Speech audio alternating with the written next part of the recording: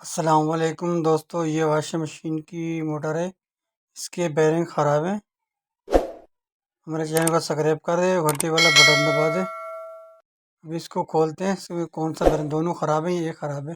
एक ख़राब होगा तो एक डालेंगे, दोनों ख़राब होंगे तो इसके दोनों बेरिंग चेंज होंगे।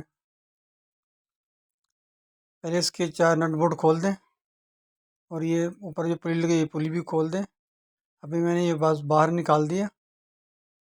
इसका ये बेरिंग सही है, ये वाला ऊपर वाला बेरिंग जो है ना, ये ख़राब है इसका। ये ऊपर वाला बेरिंग ये आवाज़ कर रहा था। अभी इसको निकाल देंगे और दूसरा डालेंगे। वो बेरिंग निकाल दिया। अभी मैंने दूसरा बेरिंग ये डाल दिया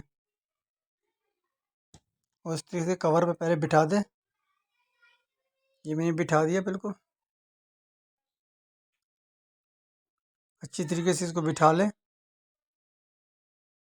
अभी इसको मैंने मोटर में बिठा दिया और उसके 4 नट बोल्ट है, ये दोबारा टाइट कर दें।